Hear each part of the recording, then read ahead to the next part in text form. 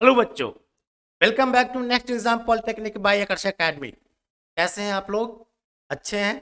उम्मीद करता हूं आप सभी लोग बहुत अच्छे होंगे, खुश होंगे और स्वस्थ होंगे।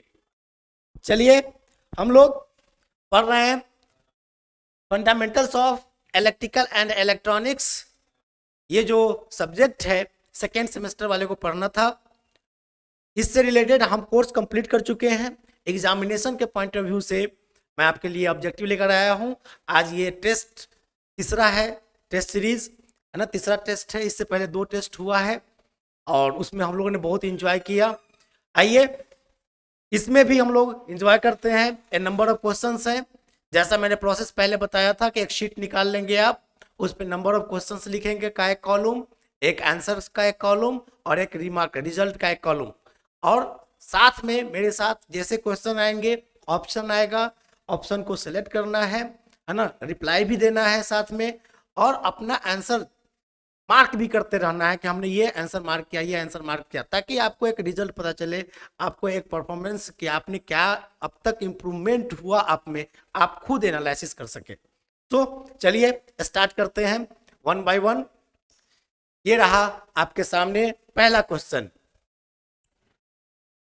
क्वेश्चन कहता है those magnetic material are best suited for making armature and transformer cores which have what permeability and what hysteresis loss।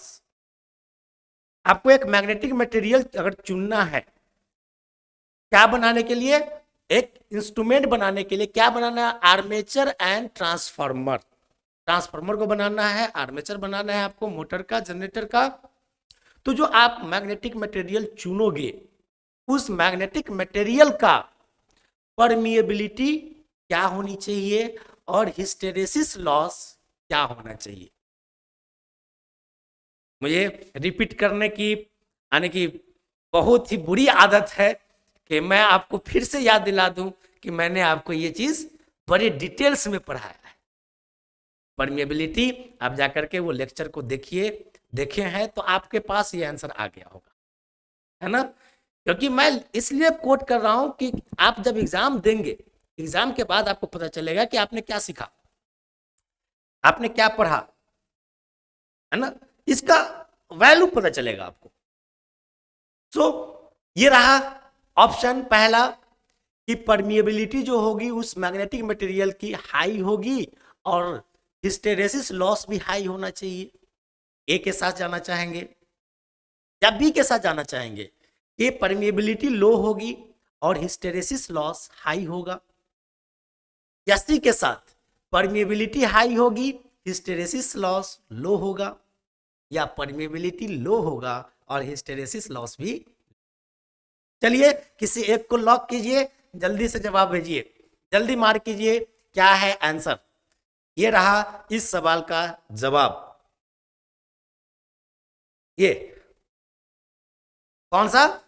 ये परमिएबिलिटी हाई होनी चाहिए और हिस्टेरेसिस लॉस कम होना चाहिए। हाई परमिएबल जो मटेरियल है, परमिएबिलिटी का क्या मीनिंग है, हमने आपको इसका बड़े डिटेल्स में पढ़ाया है ना, समझाया है। सो this is the correct answer कि परमिएबिलिटी हाई होनी चाहिए एंड हिस्टेरेसिस लॉस लो होना चाहिए। Next question, reciprocal of reluctance is. क्या होता है रिलक्टेंस? हमने मैग्नेटिक सर्किट इलेक्ट्रिक सर्किट में एक डिफरेंस पढ़ा था, नहीं? आपके दिमाग में होगा, जल्दी से बताइए इसका जवाब। Reciprocal of reluctance is reluctivity, permeance, permeability and susceptibility. कौन सा सही जवाब है इसका? A B C D. Lock करिए, जल्दी मार्क कीजिए ए बी सी डी को। Reciprocal of reluctance is reluctivity, permeance, permeability and susceptibility. ये रहा आपके सामने जवाब। 1 2 3 4 5, ये रहा जवाब। परमिएंस बोलते हैं रिलक्टिविटी, रिलक्टेंस का उल्टा। जिस तरह से इलेक्ट्रिक सर्किट में हमारा कंडक्टर होता है, कंडक्टेंस होता है, रजिस्टर है, रजिस्टेंस है, उसी तरह से मैग्नेटिक सर्किट का अपना कंडक्टेंस है, कंडक्टर है जिसको हम परमियंस बोलते हैं, उसका रेजिस्टेंस है जिसको हम रिलक्टेंस बोलते हैं।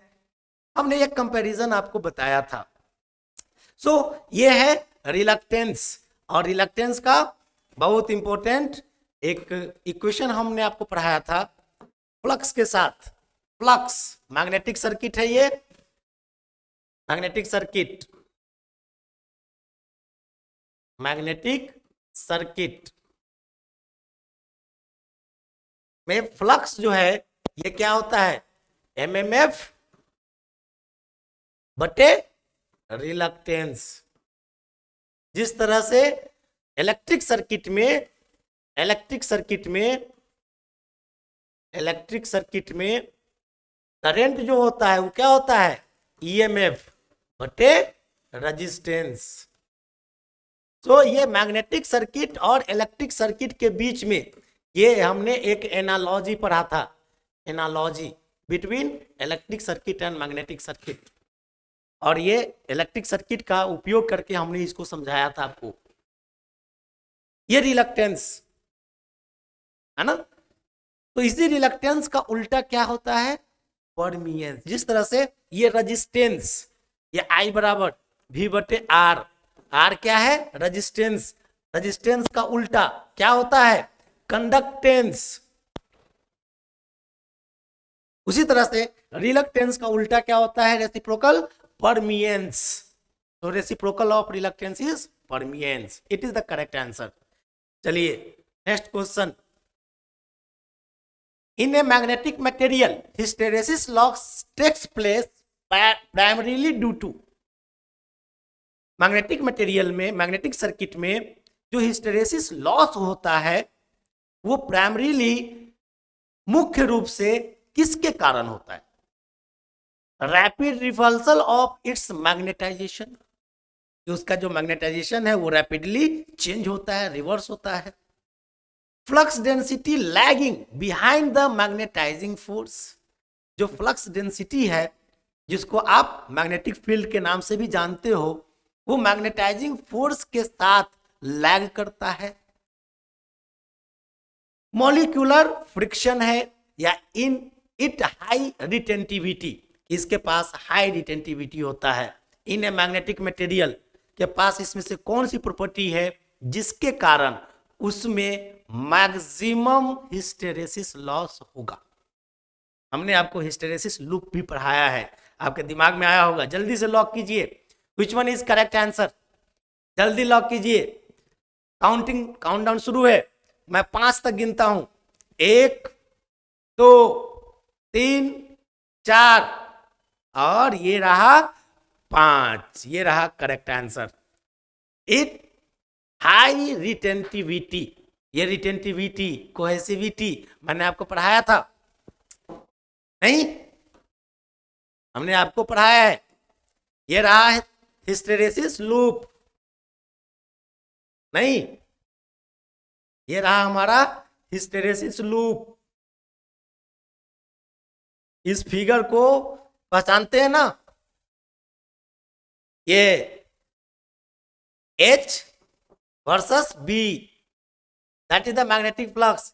ये इतना पोर्शन ये क्या डील करता है कि अगर ये मैग्नेटाइजिंग फोर्स अगर जीरो हो गया फिर भी एक रेसिड्यूअल मैग्नेटिक फील्ड एग्जिस्ट करता है मटेरियल में।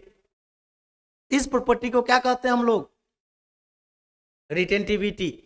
जिस मटेरियल की रिटेंटिविटी जितना ही अधिक होगा आपको ये डीमैग्नेटाइज करने के लिए आपको उतना ही अधिक फोर्स लगेगा, उतना ही मतलब रिवर्सल करना पड़ेगा।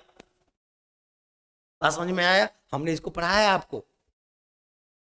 तो मटेरियल का हाईली रिटेंटिविटी हिस्टेरेसिस लॉस के लिए मुख्य रूप से उत्तरदायी है। चलिए नेक्स्ट क्वेश्चन, अगला सवाल, चौथा सवाल कहता है ohms law for magnetic circuit is, magnetic circuit के लिए ओम्स लॉ क्या कहता है, अभी जस्ट लिखा हूं मैं, अभी जस्ट मैं लिखा हूं ओम्स लॉ, जल्दी बताइए मैग्नेटिक सर्किट के लिए क्या है, कौन सा सही ऑप्शन है।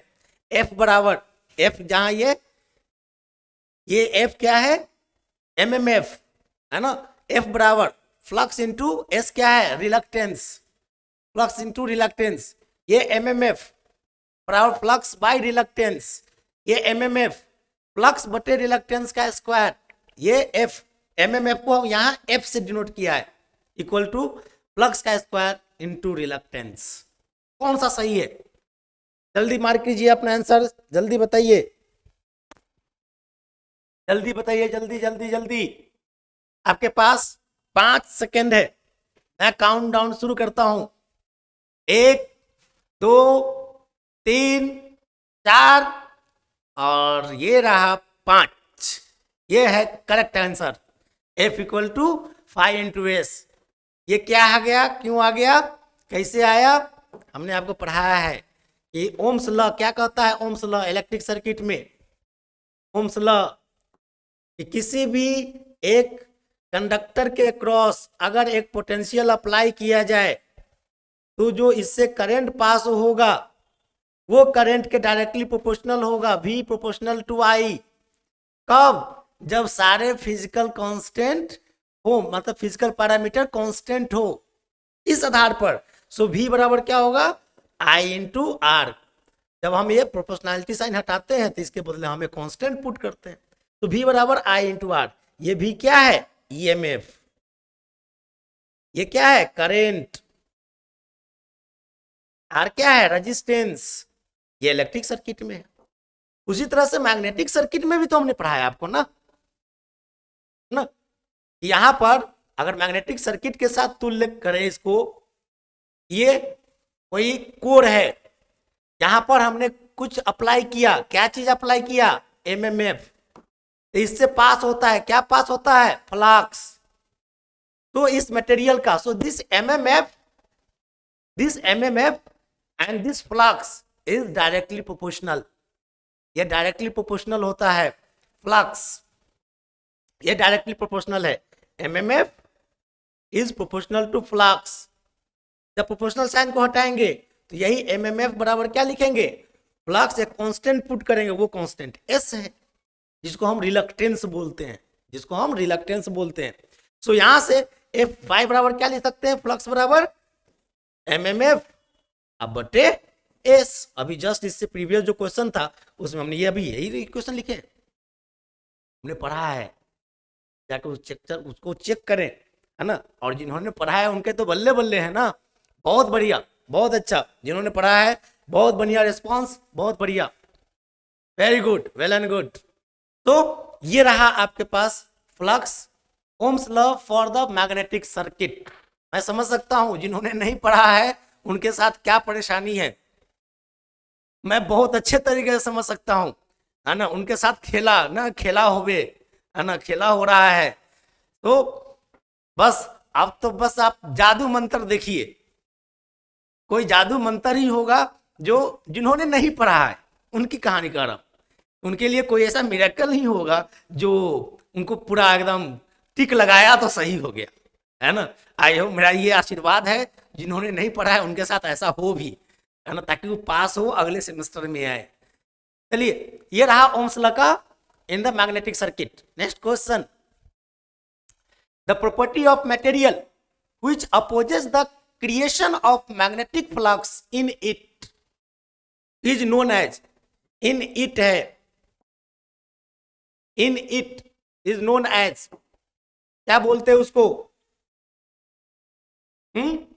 ये एक मैग्नेटिक फ्लक्स को क्रिएट करने में जो अपोज करता है, कौन सी प्रॉपर्टी है, the property of a magnetic material which opposes the creation of flux in it is known as reluctivity, magnetomotive force, permeance और reluctance। कौन सा सही है, जल्दी से सही जवाब दीजिए, लॉक कीजिए अपना आंसर, लॉक कीजिए, काउंटडाउन शुरू है, 1 2 3 4 और ये रहा 5, ये है सही जवाब, रिलक्टेंस। जिस तरह से रेजिस्टेंस करंट का अपोज करता है, उसी तरह से रिलक्टेंस फ्लक्स का अपोज करता है। दरअसल फ्लक्स फ्लो नहीं होता, फ्लक्स सेटअप होता है। एक मैग्नेटिक मटेरियल सब्सटेंस के अंदर फ्लक्स सेटअप होता है, उस फ्लक्स सेटअप का अपोज करता है, फ्लक्स के क्रिएट होने का अपोज करता है कौन? ये रिलक्टेंस। तो this is the correct answer. Next question, the area of hysteresis loss is a measure of what? Hysteresis loss जो लूप जो होता है, हिस्टेरेसिस लूप, उसका जो एरिया होता है वो एरिया का मेजरमेंट क्या देता है? The area of hysteresis loop is a measure of permittivity, परमियंस, energy loss पर साइकिल एंड मैग्नेटिक फ्लक्स। जल्दी मार्क करें, जल्दी बताइए, अपना आंसर मार्क करें अपने पेज पर भी, नोटबुक में जल्दी बताइए। The area of hysteresis loss is a measure of permittivity, परमियंस, energy loss पर साइकिल एंड मैग्नेटिक फ्लक्स। ये रहा आपके सामने सही जवाब, magnetic flux. The area of hysteresis loss is a measure of what? Magnetic flux. This is the energy loss पर cycle, परमियंस and permittivity. इसमें से कौन सही है? तो एनर्जी लॉस पर साइकिल, पर साइकिल एनर्जी लॉस। एक साइकिल रिवर्सल होने से मैग्नेटाइजिंग फोर्स से वो कितना डीमैग्नेटाइज हुआ उसके लूप पे डिपेंड करता है, एरिया पे डिपेंड करता है, हिस्टेरेसिस लॉस के, हिस्टेरेसिस लूप के। सो एनर्जी लॉस पर cycle. This is the some mistake here. What is the mistake? That mistake is a written mistake. और written mistake क्या है? यहाँ पर ये पेयर लिख दिया है, ये हो गया पर साइकिल, पर साइकिल। एनर्जी लॉस पर cycle is correct answer. Next question, in order to minimize hysteresis loss the magnetic material should have। Hysteresis loss को कम करने के लिए मैग्नेटिक मटेरियल के पास क्या होना चाहिए? High resistivity, low hysteresis coefficient, large BH loop या हाई रिटेंटिविटी। क्या होना चाहिए? अब तक जो हमने बात किया है उसी में इसका इस सवाल का भी जवाब है। किसी भी मैग्नेटिक मटेरियल का हिस्टेरेसिस लॉस कम है किसके कारण, या कम होना चाहिए किसके कारण, या आप कम करोगे कैसे? हाई रेजिस्टिविटी मटेरियल को लेकर के, लो हिस्टेरेसिस कोफिशिएंट वाले मटेरियल को लेकर के, या ऐसा मटेरियल जिसका बीएच लूप जो है एरिया ज्यादा हो, या हाई रिटेंटिविटी का मटेरियल हो। जल्दी मार्क करें, व्हिच वन इज करेक्ट? ये रहा सही ऑप्शन। 1 2 3 4 और ये 5, ये रहा सही जवाब, लो हिस्टेरेसिस कोफिशिएंट। हिस्टेरेसिस कोफिशिएंट जिसका कम से कम होगा उसमें हिस्टेरेसिस लॉस भी कम होगा। ये रहा हिस्टेरेसिस लूप।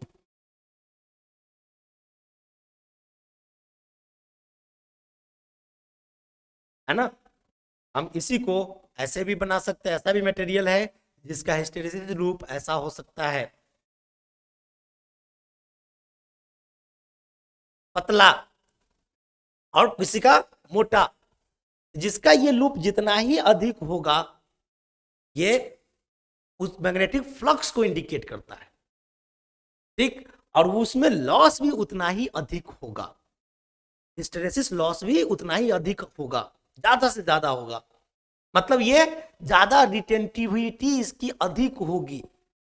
सो सवाल कहता है in order to minimise hysteresis loss the magnetic material should have what? Low hysteresis coefficient.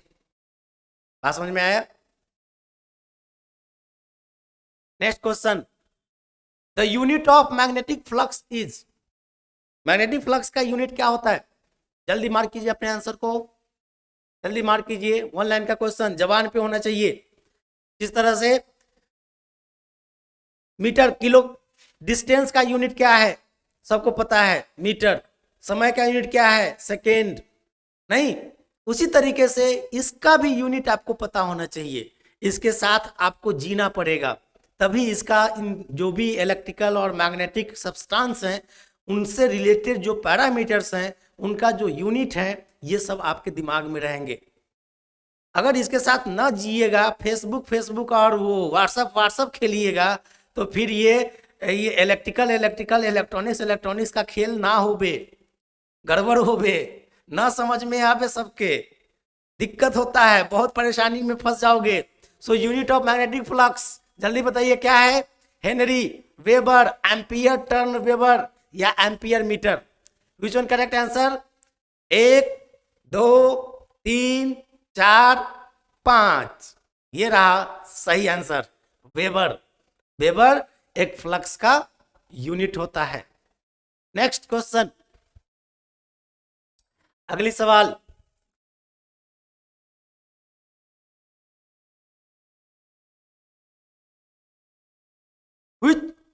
which happen to the MMF when the magnetic flux decrease। अगर मैग्नेटिक फ्लक्स डिक्रीज हो जाए तो एमएमएफ पर क्या असर पड़ेगा, क्या वो बढ़ जाएगा, क्या घट जाएगा, या कोई इफेक्ट नहीं होगा। अभी जस्ट बात किया, ओम्स लॉ के अनुसार मैंने समझाया, फ्लक्स और एमएमएफ ये डायरेक्टली प्रोपोर्शनल है। अगर फ्लक्स घटेगा तो एमएमएफ भी दुगुना हो जाएगा। नहीं, जल्दी बताइए कौन सा होगा, मार्क करो जल्दी।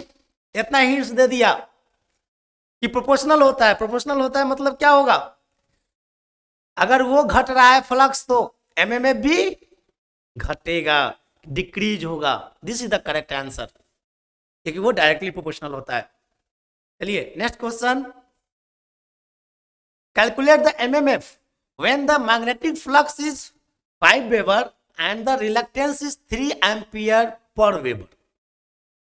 दो पैरामीटर दे दिया है और आपसे एमएमएफ पूछता है, जल्दी कैलकुलेट करो, जल्दी से कैलकुलेट करो, आंसर मार्क करो, जल्दी बताइए जल्दी।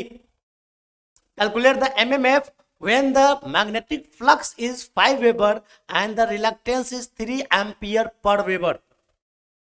क्या सही आंसर है, एक लाइन का आंसर है, magnetic flux, magnetomotive force and reluctance के बीच में रिलेशन है ना। इसको हमने 3-4 बार अभी भी पढ़ लिया।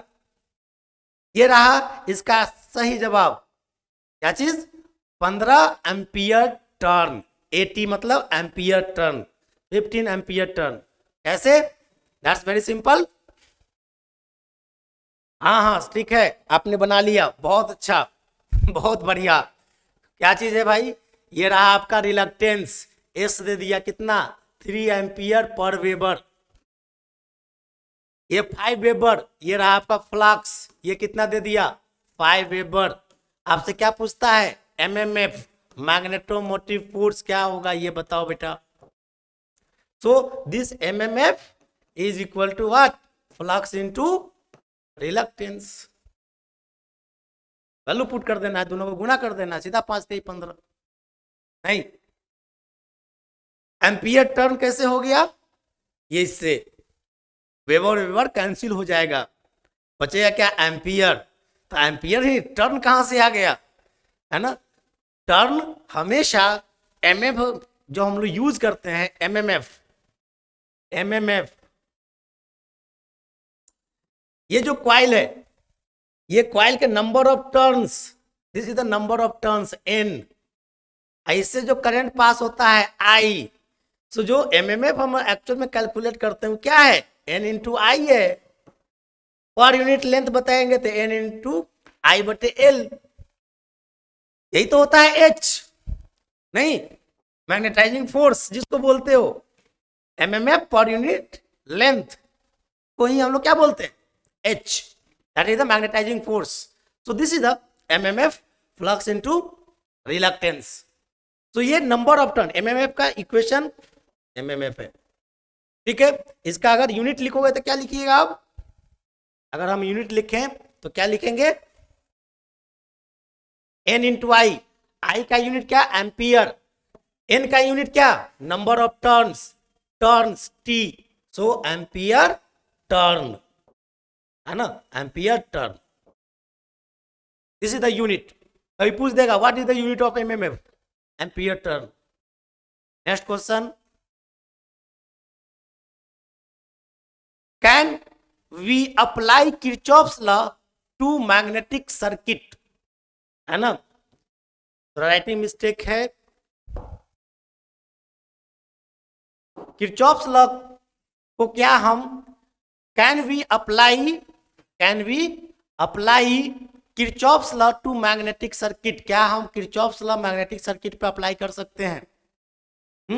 जल्दी मार्क कीजिए अपना आंसर, जल्दी रिप्लाई कीजिए। ये रहा आपके सामने सही जवाब।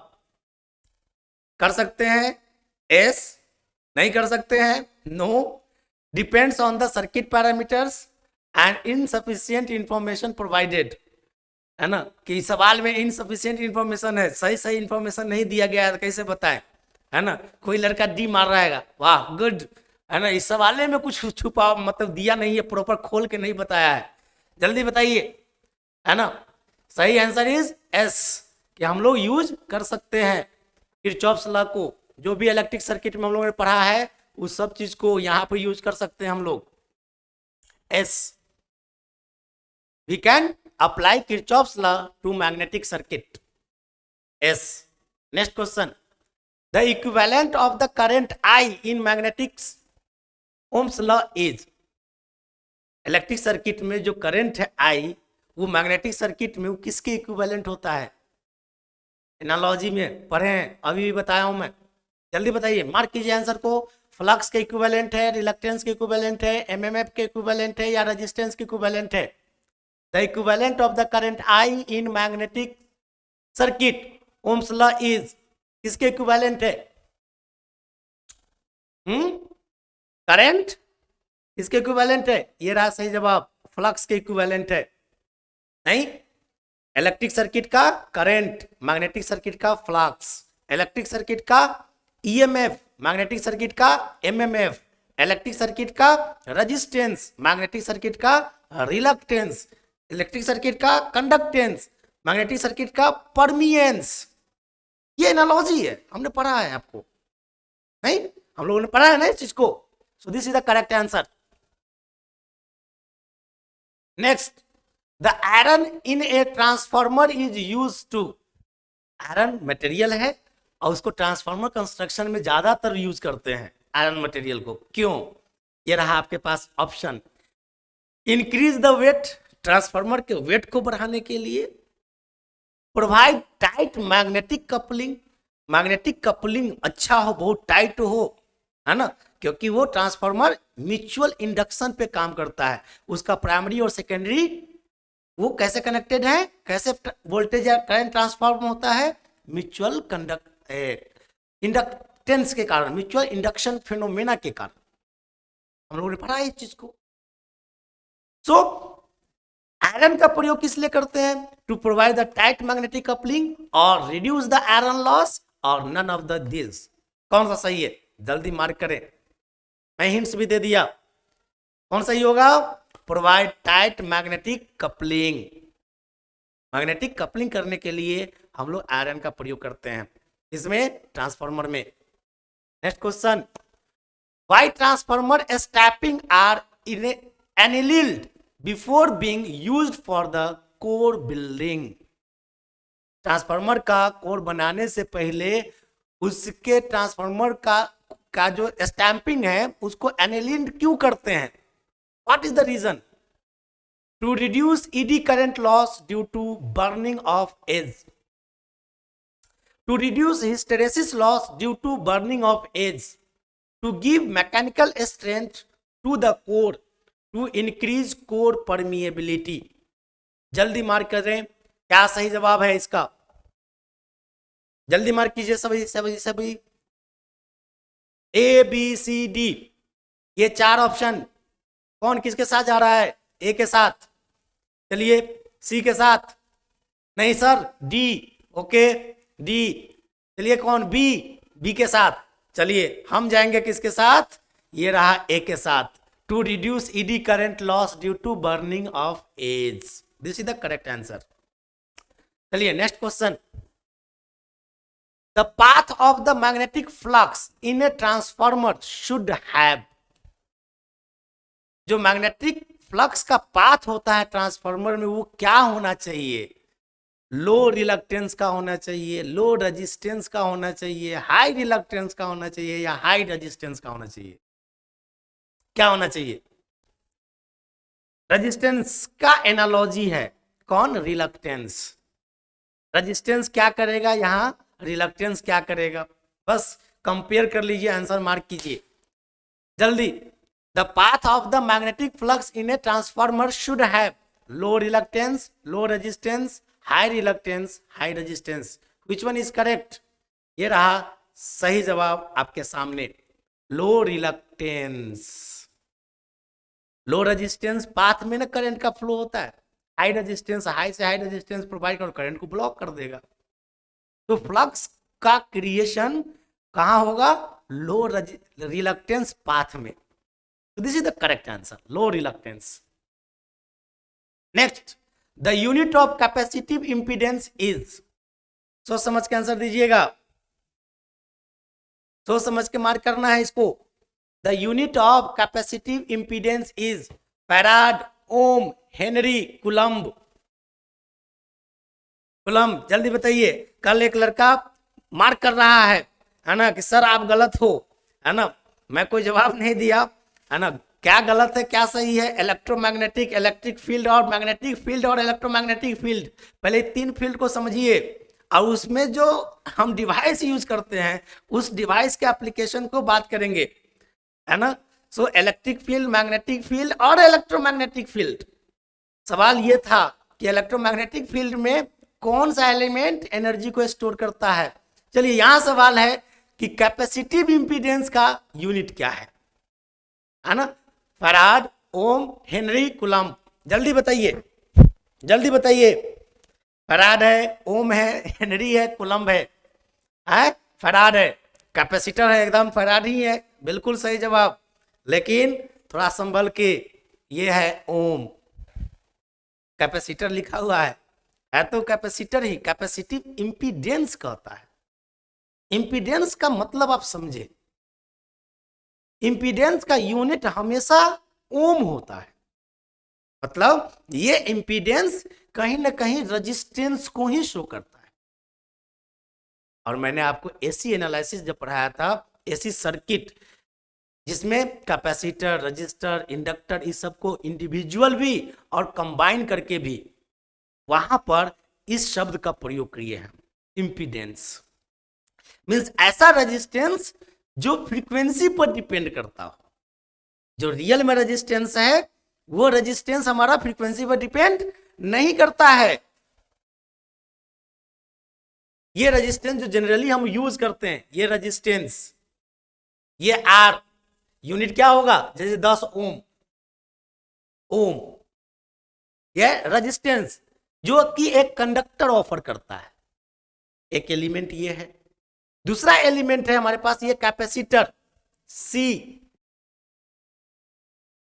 ये इसको जब हम एसी सप्लाई देते हैं तो इसका बिहेवियर बदलता है, अलग होता है according to the frequency. Reason कि ये भी एक रेजिस्टेंस प्रोवाइड करता है. उसको यहां पे नाम क्या देते हैं? उसको क्या नाम देते हैं? Capacitive reactance. यहां नाम क्या देते हैं? रिएक्टेंस. कैपेसिटिव रिएक्टेंस, जिसको हम लोग एक्सी से शो करते हैं. This XC is what? 1/ω/c. इसकी यूनिट क्या होगी? ओम. ये कैसे होता है ये हमने पढ़ाया आपको. इंडक्टर है एल, इसका भी एनालिसिस किया हमने. एसी सर्किट पर देखा, जब इसको कुछ फ्रीक्वेंसी की सप्लाई दी जाती है तो ये भी एक रेजिस्टेंस ऑफर करता है, जिसको बोलते हैं इंडक्टिव रिएक्टेंस एक्सएल. ये क्या होता है? तो ओमेगा एल. ये ओमेगा क्या है? फ्रीक्वेंसी है. ये ओमेगा क्या है? फ्रीक्वेंसी है. और इसकी भी यूनिट ओम है और इसकी भी यूनिट ओम है. सो ये कैपेसिटिव रिएक्टेंस, इसको क्या कहेंगे? Inductive reactance. पढ़ा है ना, इंडक्टिव रिएक्टेंस। तो ये रिएक्टेंस नाम अलग दे दिया ताकि क्योंकि फ्रीक्वेंसी पर डिपेंड कर रहा है, फ्रीक्वेंसी के अकॉर्डिंग इसका नामकरण कर दिया कि ताकि रेजिस्टेंस से अलग सुनने में लगे। सबको अगर रेजिस्टेंस से कहते तो हम कहते कि रेजिस्टेंस 5 ओम का, किसका रेजिस्टेंस, किसका? ये कंडक्टर के लिए कि कैपेसिटर का कि वो इंडक्टर का? इसको अलग करने के लिए नामकरण कर दिया। केवल बोल रहा है रेजिस्टेंस बाय डिफॉल्ट कि वो that resistance offer by conductor, सबको ये अंडरस्टूड होता है।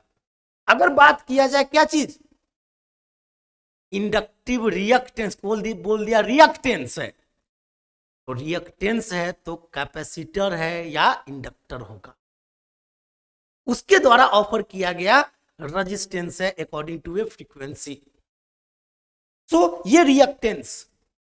और एक इलेक्ट्रिक सर्किट में जब हम एसी सप्लाई यूज करते हैं तो यही तीनों का कॉम्बिनेशन हो सकता है, किसी भी तरह का कॉम्बिनेशन हो सकता है। से ये रहा रेजिस्टेंस, ये रहा कैपेसिटर, ये रहा इंडक्टर, ये तीनों को मिला दिया और ये से इसके अक्रॉस हमने एक सप्लाई दे दिया,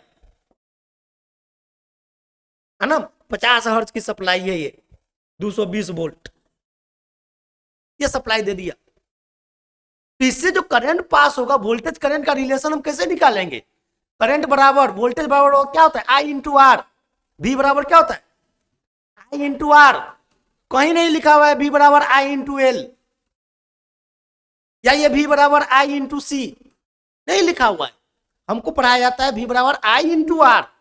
और मैंने आपको ये कहा है, उस लेक्चर में जाकर देखो, कहीं भी आपको ये मिले कि ये ऐसा कुछ इक्वेशन गुना करके कि ये V बराबर या X बराबर P इंटू क्यू, इसका मतलब क्या होगा? अगर करंट के साथ एनालॉजी करेंगे तो ये वोल्टेज है, इसमें से ये करंट है, तो ये रेजिस्टेंस,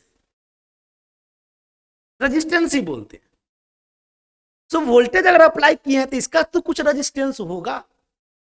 इस रेजिस्टेंस को कंबाइंड रूप से हम क्या बोलते हैं? इंपीडेंस। सो यहां पर ये जो कैपेसिटिव रिएक्टेंस है, इसको हम लोग बोल सकते हैं क्या? Capacitive impedance. इंपीडेंस। यहां पर जो इंडक्टिव रिएक्टेंस है, इसको क्या बोल सकते हैं? Inductive impedance. अब ये सर्किट जो है एक पर्टिकुलर फ्रीक्वेंसी पे प्योरली इंडक्टिव काम कर सकता है, प्योरली कैपेसिटिव काम कर सकता है ना। ये हमने रेजोनेंस सर्किट में बात करेंगे आने वाले इनकमिंग सेक्शन में। तो सवाल है, the unit of capacitive impedance is what? Ohm. This is the correct answer. Ohm is the correct answer. Next question, the active power dissipated in an AC circuit is. एक AC circuit में जो AC power dissipate होता है, ये किसके जरिए होता है? ऑप्शन है या फॉर्मूला है, ये एलिमेंट का नाम नहीं है, ये फॉर्मूला है V इंटू आई। इस फॉर्मूला के कारण, मतलब ये फॉर्मूला से आप निकालोगे एक्टिव पावर, या वी आई कॉस थीटा, या वी आई साइन थीटा, या none of this. Which one correct? Mark कीजिए अपने आंसर को जल्दी। एक्टिव पावर हमने पावर पढ़ाया है, active power, reactive power, apparent power या कॉम्प्लेक्स पावर, और इन पावर के बीच में रिलेशन, पावर ट्रायंगल मैंने आपको पढ़ाया है, इंपीडेंस ट्रायंगल मैंने आपको पढ़ाया है। आप जाके अपना सिलेबस देखिए, कहीं मार्क नहीं है, कहीं भी मार्क नहीं है। और अगला सिलेबस में आप जाके देखेंगे तो ये भी चीज कहीं नहीं मार्क है। हमने आपको पढ़ाया है, इन डिटेल्स में पढ़ाया है एसी सर्किट के नाम से।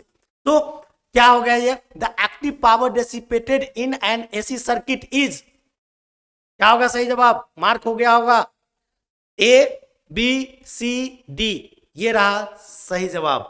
क्या? V I cos theta, V I cos theta, जहां ये कॉस थीटा क्या है? This cos theta is power factor.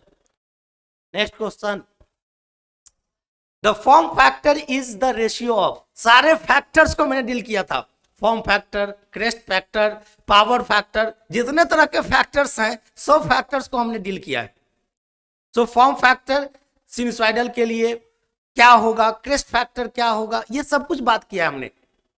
So the form factor is the ratio of average value to RMS value to average value, peak value to average value and peak value to RMS value. जल्दी mark करें, जल्दी जल्दी जल्दी।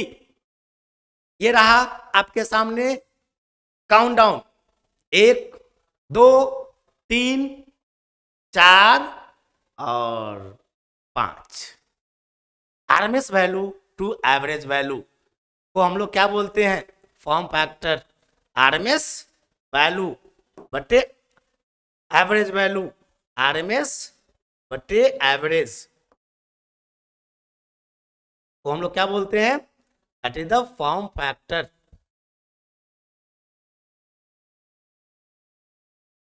Next question, when a primary of a transformer is connected to DC rated voltage supply, then एक transformer के primary side को या second किसी को भी एक डीसी सप्लाई से कनेक्ट करोगे तो क्या होगा। The primary will draw a small current, primary जो है स्मॉल करंट ड्रॉ करेगा। The primary leakage reactance will increase, primary side का जो लीकेज रिएक्टेंस है वो इंक्रीज कर जाएगा। Core loss will be increase, या कोर लॉस इंक्रीज करेगा, या प्राइमरी वाइंडिंग में बर्न, या प्राइमरी वाइंडिंग जल जाएगा। क्या होगा, जल्दी बताइए क्या होगा। प्राइमरी वाइंडिंग जल जाएगा, क्या होगा?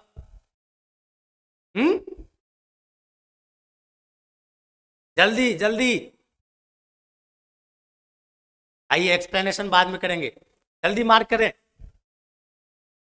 एक ट्रांसफार्मर को अगर डीसी सप्लाई देंगे तो क्या होगा? पहला option the primary will draw a small current, दूसरा option the primary leakage reactance will increase, C option core loss will be increase, and D option primary winding में burn. Which one is correct? ये रहा सही जवाब आपके सामने, primary winding में burn. Primary winding क्यों जल जाएगा, लॉजिक लगाइए। ये ट्रांसफार्मर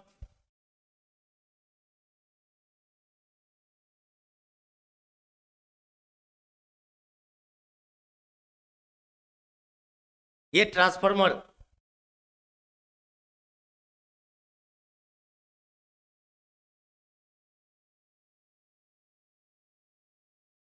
नहीं, ये वाइंडिंग है ना, मतलब ऐसे जो टर्न करती क्या है, ये एन टर्न्स हैं, मतलब ये कॉइल है, मतलब ऐसा ऐसा टर्न कर दिया, ऐसा वैसे बनाऊं जैसा उसमें हमने लपटा है वैसे ही अगर लपटे, अगर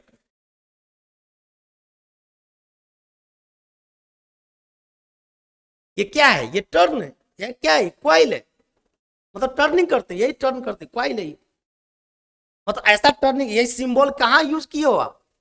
रजिस्टर के लिए ऐसा सिंबल यूज करते, ये है आर। कैपेसिटर के लिए ये सिंबल करते हैं, ये है सी। इंडक्टर के लिए हम लोग ये सिंबल यूज करते हैं, ये है एल। और इंडक्टर का रिएक्टेंस की बात करें, रेजिस्टेंस जो फ्रीक्वेंसी पर क्रिएट करता है वो एक्सएल कितना होता है, ओमेगा इंटू एल, ये रिएक्टेंस है, मतलब इतना रेजिस्टेंस देता है। हमने इसको एक डीसी सप्लाई दिया बेटा, क्या सप्लाई दिया? डीसी सप्लाई दिया। तो डीसी सप्लाई की फ्रीक्वेंसी कितनी होती है? 0। डीसी सप्लाई मतलब फ्रीक्वेंसी कितना, फ्रीक्वेंसी के टर्म्स में आप डीसी को बात करें तो 0 फ्रीक्वेंसी का सप्लाई, मतलब उसमें कोई ऑस्किलेशन नहीं है। बात समझ में आया? टाइम पीरियड कितना है तो इन्फिनिटी नहीं होगा, इसका फ्रीक्वेंसी अगर 0 है तो टाइम पीरियड कितना होगा? टाइम पीरियड क्या होता है? 1/f, मतलब 1/0 क्या हो गया? इन्फिनिटी। मतलब ये वो सप्लाई है जो अपने आप को इनफाइनाइट के बाद रिपीट करता है। हम इस डीसी को दूसरे तरीके से ये कहेंगे कि ये वो ऐसी सप्लाई है, वो फ्रीक्वेंसी का सप्लाई है जिसका टाइम पीरियड इनफाइनाइट होता है। पूछ देगा भाई वाह में ऑब्जेक्टिव क्वेश्चन, इंटरव्यू में जाइएगा पूछ देगा कि बताइए कि डीसी का टाइम पीरियड कितना होता है। लो हम सब पढ़ते, बैटरी डीसी सप्लाई देता है, DC direct current direct current direct current direct current पढ़ते हैं। डायरेक्ट में इनडायरेक्ट हो जाता है कभी कभी कि पूछ देगा कि बताओ डीसी का टाइम पीरियड कितना होता है। सर तो ये तो कभी पढ़े ही नहीं, इस तरीके से पढ़ोगे तब ना समझ में आएगा कि टाइम पीरियड क्या होता है ना। जब हमने फिजिक्स भी पढ़ाया था तो फिजिक्स में भी पहला यूनिट हमसे खत्म ही नहीं हो, हम पढ़ाए जा रहे हैं तो 8 लेक्चर हो गया, 10 लेक्चर हो गया, उसमें 15 लेक्चर हो गया, तो ये खत्म नहीं, जबरदस्ती खत्म करना पड़ा 15 लेक्चर तक जा करके। बच्चा वो भी घंटे, एक एक डेढ़ डेढ़ घंटे का लेक्चर, बच्चा वो दाए बाबा कर रहा है, बाबा सर जी क्या पढ़ा रहे हैं। हम ऐसे ही नहीं पढ़ा रहे हैं, वो कुछ जो कंटेंट है जो आपको चाहिए, रियल में जेन्यून में आपको चाहिए, उसी का प्रयोग। जो आप मेरा अगर फिजिक्स पढ़े होंगे तो इसका जवाब एकदम सही है, वो देगा बच्चा जवाब, उसको समझ में आएगा, फ्रीक्वेंसी का मतलब समझ में आएगा, टाइम पीरियड का मतलब समझ में आएगा, साइकिल उसको समझ में आएगा। क्लियर है, हम उसी का तो उपयोग कर रहे हैं। ये हमने डीसी सप्लाई दिया जिसका टाइम पीरियड कितना है, इनफाइनाइट है, एफ कितना है, 0 है। ओमेगा मतलब ओमेगा बराबर होता है कितना, 2 पाई एफ एल, एफ कितना 0, तो एक्सएल कितना हो जाएगा 0, मतलब कितना रेजिस्टेंस देगा, 0 रेजिस्टेंस देगा।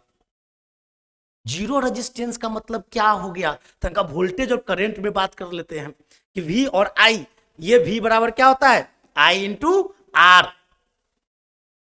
मतलब कि यह अगर रेजिस्टेंस 0 है तो वोल्टेज कितना हो गया 0। एक तो मतलब एक नजरिया ई हुआ कि रेजिस्टेंस 0 हो गया तो वोल्टेज 0 हो गया। करंट के बारे में क्या होगा, दूसरा नजरिया से कि V बटे R है, रेजिस्टेंस अगर 0 है, ये 0 है तो करंट कितना हो जाएगा इनफाइनाइट हो जाएगा। इनफाइनाइट करंट का मतलब क्या है, इस दुनिया में अधिक से अधिक जितना करंट है उससे अधिक करंट, मालूम है क्या होगा, ये दुनिया में आग लग जाएगा। अगर इतना करंट हो गया तो ये दुनिया में आग लग जाएगा, सर्वाइव नहीं करेगा। लेकिन ये बेचारा वाइंडिंग है, मतलब डीसी सप्लाई जब देते हैं तो क्या होगा, ये जल जाएगा, बर्न हो जाएगा। आई होप आपको ये चीजें क्लियर हुआ हो भी हो, है ना।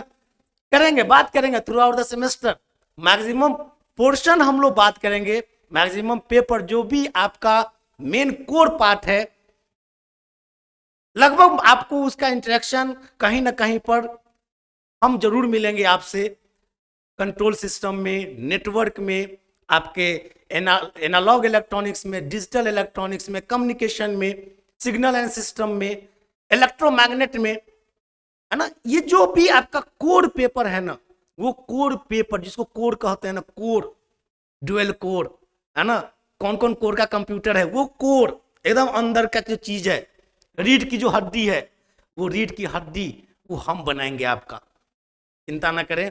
बस मेरा एक इतना ही रिक्वेस्ट है कि मुझे फॉलो करें, आप फॉलो करेंगे, आप बेनिफिट आपको मिलेगा, उसका फायदा मिलेगा, आपको लाभ मिलेगा। तो इधर उधर ये दुनिया में जैसे देखो, बुराई जो है ना, गलत चीजें बहुत जल्दी असर करता है। बच्चा जो है गाली जल्दी सीख लेगा, लेकिन डिसिप्लिन बड़ा मुश्किल से सीखता है, उसको एक दो थप्पड़ लगाना पड़ता है तब वो डिसिप्लिन में आता है। आपका कंप्यूटर वायरस से ज्यादा अफेक्टेड जल्दी हो जाएगा।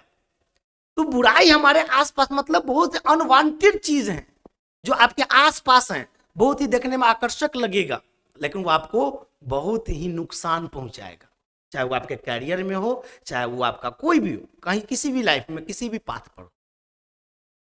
उस डिस्ट्रैक्शन से दूर आइए। भीड़ है, बहुत लोग पढ़ाते हैं, सबको मालूम है ना, सब चीज डिलीवर करते हैं। क्या डिलीवर करते हैं, जब कोई चीज आप जब जान जाएंगे, जैसे कि आप अभी डिप्लोमा में, कोई अगर टीचर 10th क्लास को पढ़ा रहा है, अगर उसके लेक्चर को आप ऑब्जर्व करेंगे तो आपको आइडिया लगेगा ना कि टीचर क्या पढ़ा रहा है। अभी तो आप नए हैं, आपको जो कुछ भी जो पढ़ाता है लगता है क्या यही सही है, ये सही है, इसी में ई सही है कि ई गलत है, ई गलत है कि ई सही है, इसी में पूरा सेमेस्टर पार होता है। सेमेस्टर के लास्ट में जा क्या सही है क्या गलत है आज तक पता नहीं चलता है, नहीं मालूम चलता है, बच्चा भटक जाता है, उनका कैरियर धूमिल हो जाता है। आइए वन बाय वन हम लोग बात करें अपने इस ऑब्जेक्टिव टेस्ट सीरीज में। सो आई होप आपको इसका पूरा कॉन्सेप्ट भी मिल गया होगा। सो इसका सही जवाब क्या है? प्राइमरी वाइंडिंग जल जाएगा। Next question, the phase angle of an RC circuit is, जल्दी बताइए, आरसी सर्किट के बीच में फेज एंगल कितना होता है? फेज एंगल क्या है, इसका क्या कॉन्सेप्ट है ना? अगर उस लेक्चर का पूरा अगर फोटो गिनोगे, इमेज गिनेगा, तो कम से कम तो उसमें 25 से 30 इमेज मैंने आपको बताया है, different different criteria, different different angle से। बताइए, phase angle of RC circuit क्या है? Theta equal to sine inverse of 1 by omega C R, theta equal to cos inverse of omega C R, theta equal to tan inverse of 1 by omega C R and theta equal to tan inverse of omega C R. कौन सा सही answer है? जल्दी mark करें, जल्दी जल्दी, time शुरू होता है अब।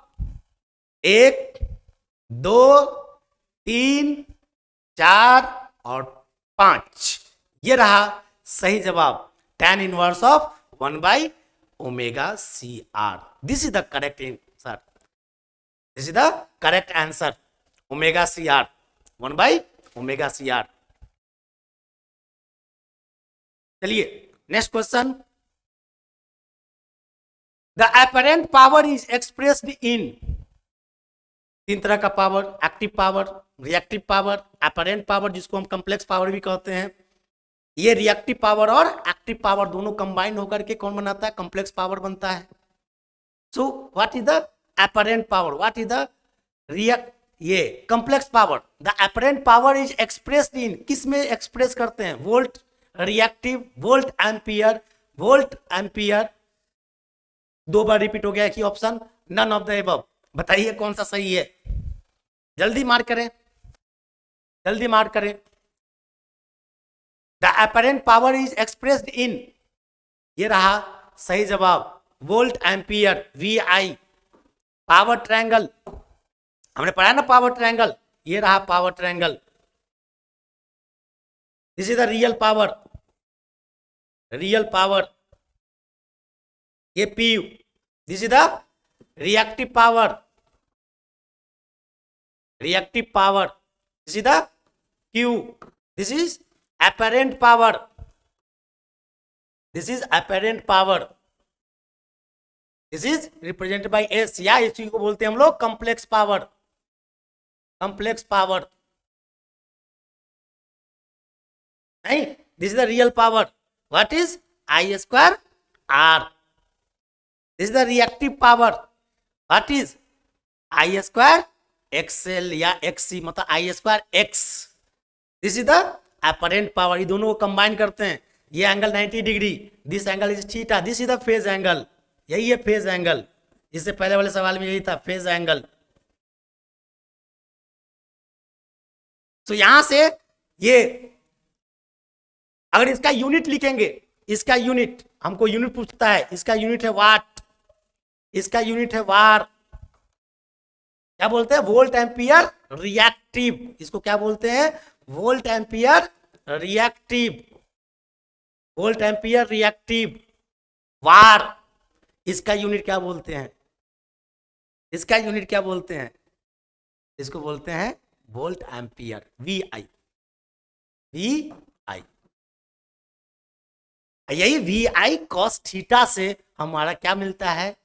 कॉस थीटा इसमें लगा के देखो ना, कॉस थीटा, कॉस थीटा क्या लिखिएगा? ये रियल पावर, रियल पावर बटे ये अपरेंट पावर, अपरेंट पावर नहीं। तो ये रियल पावर क्या हो जाएगा फिर? रियल पावर क्या हो जाएगा? रियल पावर, ये अपरेंट पावर, अपरेंट पावर गुने क्या चीज? Cos theta. सिंपल ट्रिग्नोमेट्री है, 9वां 10वां का बच्चा पढ़ता है। ये अपरेंट पावर क्या है? V into I, so this is the V I cos theta. एक सवाल था ना, हमने पढ़ा है ना, इन डिटेल्स में पढ़ा है इन सबको, है ना, एक एक चीज को हमने एनालिसिस किया है, आपको बताया है। सो अपरेंट पावर का जो यूनिट होगा क्या होगा? Volt ampere. This is the correct answer. Next question,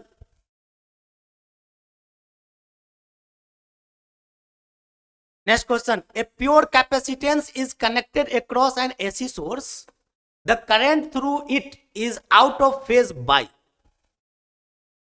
एक कैपेसिटर जो प्योर है उसके क्रॉस आपने एसी सप्लाई अप्लाई किया है, तो उसके थ्रू जो करंट होगा वो आउट ऑफ फेज होगा बाय कितना एंगल से, 0 degree, 45 degree, 90 degree, 180 degree. Pure capacitor है, वोल्टेज और करंट के बीच में फेज एंगल कितना होता है, 90 डिग्री। उसमें करंट क्या होता है, लीड करता है, वोल्टेज क्या करता है, लैग करता है। इंडक्टिव सर्किट में भी एंगल कितना, 90 डिग्री, पावर फैक्टर कितना, 0, cos 90 कितना होता है, 0। उसमें वोल्टेज लीड करता है, करंट लैग करता है। कैसे लीड है कैसे लैग है, ये सारे कॉन्सेप्ट हमने पढ़ा है, बात किया है। So what is the correct answer, 90 degree, it is the correct answer. Next question, which of the following circuit is unilateral. इसमें से कौन सा सर्किट यूनिलैटरल होगा, डायोड वाला सर्किट या इंडक्टर वाला सर्किट या कैपेसिटर वाला सर्किट या जिसमें रेजिस्टेंस लगा हो। यूनिलैटरल का क्या मतलब, unilateral circuit, bilateral circuit, there are various types of circuit हमने पढ़ाया आपको, एक लेक्चर है स्टार्ट में ही। इलेक्ट्रिक सर्किट में दूसरा जो यूनिट है आपको इलेक्ट्रिक सर्किट, आप जाके उसमें देखिए, मैंने आपको पढ़ाया है इलेक्ट्रिक सर्किट के नाम से, electric circuit, magnetic circuit. Mark करो, जल्दी मार्क करो, जल्दी बताओ, ए बी सी और D, which of the following circuit is unilateral. Time शुरू होता है आपका अब, 1 2 3 4 5। ये रहा आपका डायोड वाला जो सर्किट है वो यूनिलैटरल कह रहा है। रीजन, यूनिलैटरल का मतलब ही ये होता है जिसमें केवल एक ही डायरेक्शन में करंट का फ्लो, जिसमें दोनों डायरेक्शन में करंट का फ्लो होता है उसको क्या कहते हैं, बाइलैटरल। समझ में आया, मतलब कि अगर हम अपने पोटेंशियल की पोलरिटी को, बैटरी के पोलरिटी को चेंज कर दें, तो जो डिवाइस लगा है उसके कैरेक्टरिस्टिक्स अगर बदल जाती है, चेंज हो जाता है, वो है कौन सा, यूनिलैटरल। जिसमें नहीं बदलता, रेजिस्टेंस ले लो, एक रेजिस्टेंस ले लो, ये एक रेजिस्टेंस है, ये हमारा बैटरी है, ये हमारा बैटरी है, ये इधर है, ये प्लस ये माइनस, बैटरी का प्लस हम इसको जोड़ दिए, ये माइनस को इससे जोड़ दिए, ठीक है। ये इसका टर्मिनल है ए, ये टर्मिनल है बी, इसी को पलट देते हैं या बैटरी को पलट देते हैं, यही रहा रेजिस्टेंस। ये है टर्मिनल ए, टर्मिनल बी, ये हमारा बैटरी, इधर है माइनस इधर है प्लस। अब हम क्या किए, इस बैटरी को पलट दिए, अब ये ए को माइनस से, बी को माइनस से, ये जो कनेक्ट है तभी ऐसे करंट पास हो रहा है, ऐसे कनेक्ट है तभी ऐसे करंट पास हो रहा है। लेकिन क्या यही चीजें डायोड के साथ होता है, नहीं होता। हमने बाइसिंग में इसको, इस कॉन्सेप्ट को समझाया है कि करंट हमेशा डायोड से यूनि डायरेक्शनल में फ्लो होता है, एक ही डायरेक्शन में फ्लो होता है। So diode circuit is the uni circuit, unilateral circuit, this is the correct answer. Next, which of the following is non linear circuit parameter. Non linear circuit parameter कौन सा है, non linear क्या है, मैंने ये समझाया है आपको, डायोड, कैपेसिटर, इंडक्टर, रजिस्टर। जल्दी बताइए, जल्दी मार्क कीजिए, option A B C D, which of the following is non linear circuit parameter, diode, capacitor, inductor, resistor. So this is the correct answer. Diode is a non-linear. Diode is non-linear. हमने ये भी वहां पे, मैं अपने lecture को coat कर सकता हूं, वहां पे समझाया था कि जो कैपेसिटर है और इंडक्टर है वो चार्जिंग और डिस्चार्जिंग के पीरियड में भी ये नॉन लिनियरिटी शो करता है।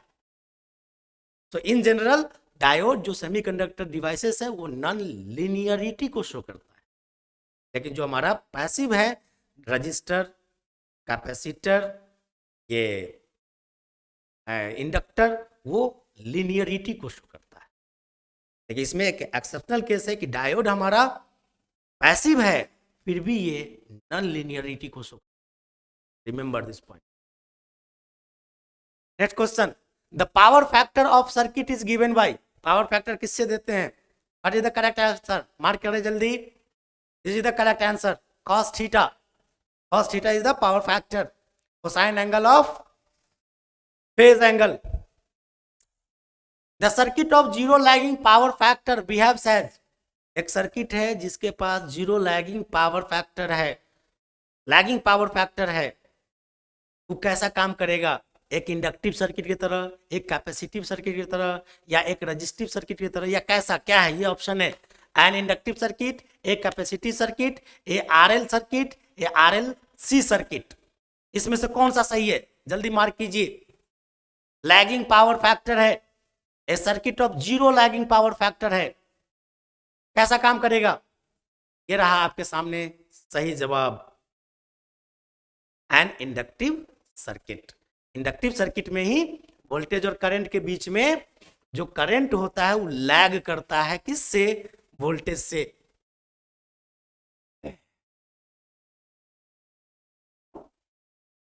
इंडक्टर है, ये इंडक्टर ले ले, इसके अक्रॉस अगर कोई वोल्टेज अप्लाई किया, ये करंट है, ये इसका इंडक्टेंस एल हेनरी है। तो जो वी आई का एक फेजर डायग्राम ड्रॉ करें, फेजर डायग्राम, फेजर डायग्राम, ये अगर वोल्टेज है तो वोल्टेज लीड करता है किससे? करंट से।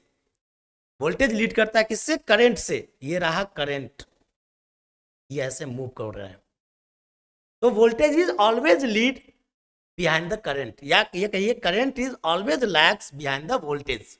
अगर हम करंट को रेफरेंस लेके ड्रॉ करें फेजर डायग्राम, ये अगर करंट है तो ये रहा वोल्टेज, यहां रहेगा।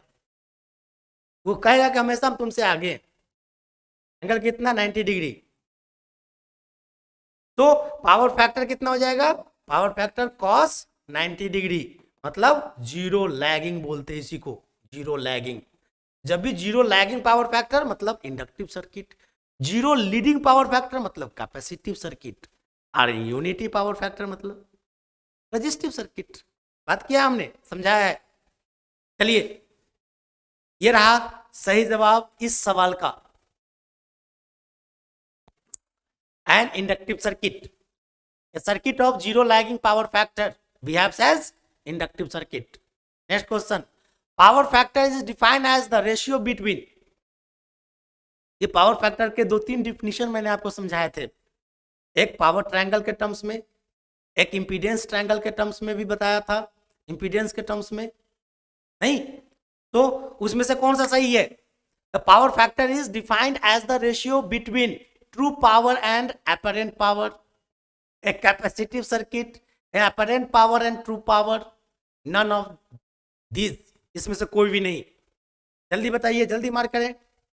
ये रहा सही जवाब आपके सामने, true power and apparent power. अभी जस्ट डिराइव भी किया हमने पावर फैक्टर, पावर ट्रायंगल का यूज करके, cos थीटा निकाला ना, रियल पावर कैलकुलेट किया ना, रिवाइज करके आप बैक जा करके देखिए वीडियो को, समझ में आएगा। चलिए next question, the form factor of sine wave is, form factor अभी जस्ट बात किया, क्या होता है फॉर्म फैक्टर? आरएमएस बटे एवरेज। कौन सा सही ऑप्शन है? जल्दी बताइए, ए बी सी, 1 है कि 1.1 है कि 1.21 है कि 1.5 है? The form factor of sine wave is, this is the correct answer, 1.1। Sine wave का फॉर्म फैक्टर 1.1 होता है। Next question, the electrical main in a house is marked as 240 volt 50 hertz, एक इलेक्ट्रिकल सप्लाई है, उस पर mark किया गया है कितना का? 240 वोल्ट 50 हर्ट्ज का सप्लाई है। The equation for instantaneous voltage is, instantaneous voltage का इक्वेशन इसमें से कौन सा होगा? जल्दी मार्क करें, जल्दी बताइए। 240 बटे root 2 sine omega T, 240 root 2 sine 100 pi T, 240 बटे root 2 sine 50 pi T, 240 root 2 sine 50 pi T. जल्दी बताइए। एक इलेक्ट्रिकल मेन है, मतलब सप्लाई है, घर के पास जो आ रहा है उस पर मार्क है 240 वोल्ट 50 हर्ट्ज की सप्लाई, उसका इंस्टेंटेनियस इक्वेशन क्या होगा? A B, C, D. कौन ऑप्शन? काउंटडाउन शुरू करते हैं। 1, 2, 3, 4, 5। ये रहा सही जवाब। 240√2 साइन 100/t। नहीं? कैसे? जो इंस्टेंटेनियस इक्वेशन है हमारा, चाहे वो वोल्टेज हो या करंट हो, अगर हम वोल्टेज का इक्वेशन लिखे v of t instantaneous, this is the vm sign omega T.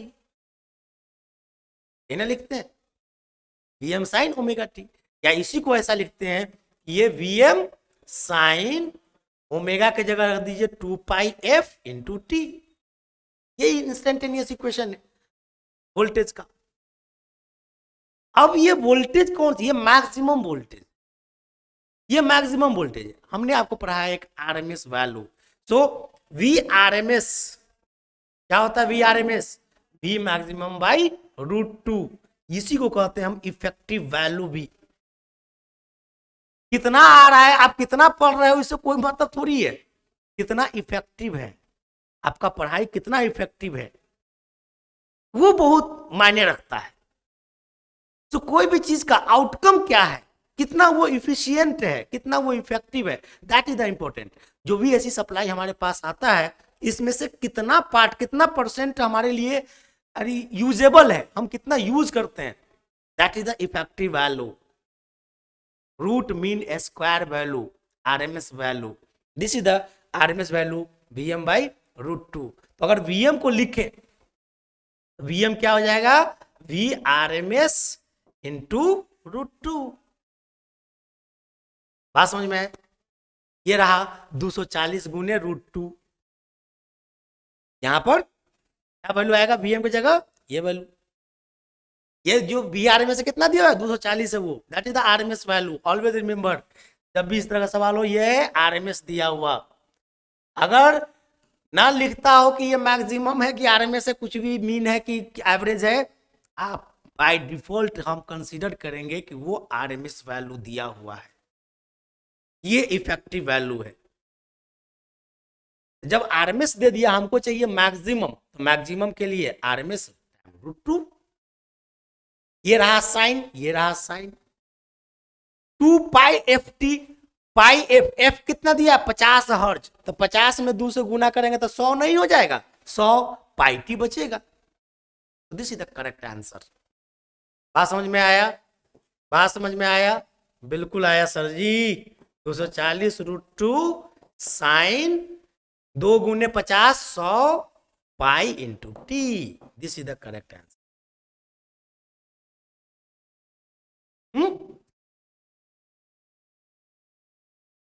Engineering का इलेक्ट्रिकल इलेक्ट्रॉनिक्स वालों के लिए ये सब एबीसीडी है। अभी हम इंजीनियरिंग स्टार्ट नहीं किए हैं, ये एबीसीडी है, ये एक इंट्रोडक्शन है, ताकि ये कखारा एबीसीडी पहरा होरा सीख लेंगे, तब ना जोड़ घटा गुना भाग लघुत्तम महत्तम बनाएंगे आगे चल के।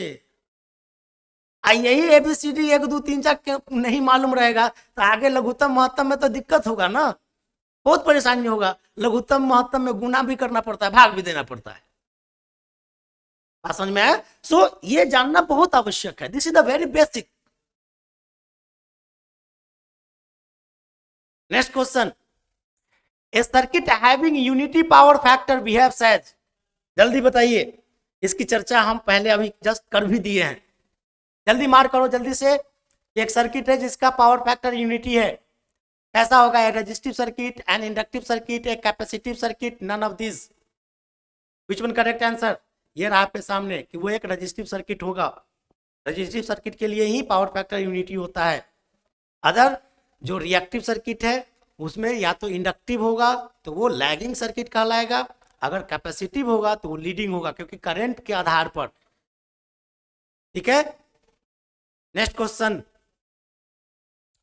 Average power absorb by passive element. एक पैसिव एलिमेंट के द्वारा जो एवरेज पावर एब्जॉर्ब होता है वो कितना होता है? Always zero, always positive, always negative, may be zero और पॉजिटिव बट नेवर निगेटिव। क्या होगा सही आंसर? जल्दी मार्क करें। एक कंप्लीट साइकिल का एवरेज वैल्यू हमेशा 0 होता है। इसकी भी जो मैं सेंटेंस अभी बोला हूं, ये सेंटेंस आपको मेरे लेक्चर में सुनाई देगा, आप सुने होंगे। एक कंप्लीट साइकिल का एवरेज वैल्यू 0 होता है, लेकिन मैंने आपको एक पावर का भी वेव फॉर्म ड्रॉ करके बताया है, और वो पावर का वेव फॉर्म में आप जाके देखेंगे तो वहां का कॉन्सेप्ट आपको समझ में आएगा, वही रिलेटेड है ये क्वेश्चन से, है ना। कहता है average power absorb by passive element always 0, always positive, always negative, may be 0 और positive but never negative. What is the correct answer? This is the correct answer, always positive, always positive, नहीं, this is the correct answer. The RMS value of sinusoidal 100 volt peak, यहां देखिए peak to peak लिख दिया, peak to peak wave is, RMS value of sinusoidal, एक sinusoidal wave है जिसका peak to peak value है कितना? 100 volt. The RMS value of sinusoidal 100 volt, peak to peak value is, ये आरएमएस वैल्यू दे दिया, ये बीच में कॉमा देना छोड़ दिया, this is the answer.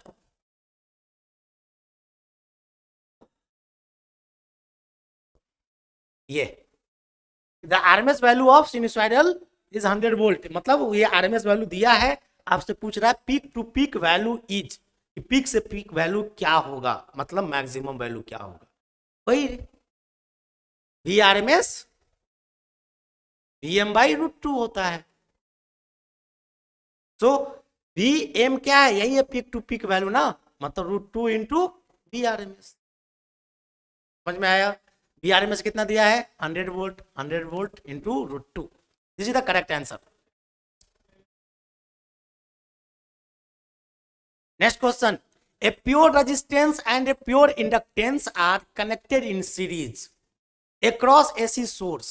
The voltage drop across each of the above are out of phase by, उसमें जो वोल्टेज ड्रॉप होगा वो कितना होगा? एक इंडक्टर है, एक रजिस्टर है, दोनों सीरीज में कनेक्टेड है, तो उसमें जो वोल्टेज ड्रॉप होगा वो आउट ऑफ फेज होगा कितना एंगल से? 0 डिग्री, 45 डिग्री, 90 डिग्री, 180 डिग्री, जल्दी बताइए, जल्दी बताइए। 0, गुड। नहीं सर जी 180 डिग्री होना चाहिए, अरे होना चाहिए क्या पता नहीं, है ना, होने के लिए तो कुछ भी होना चाहिए, इसमें जो ना है वो भी होना चाहिए। चलिए करेक्ट आंसर है कितना? 90 डिग्री, 90 डिग्री, है ना। एक प्योर कौन सा है?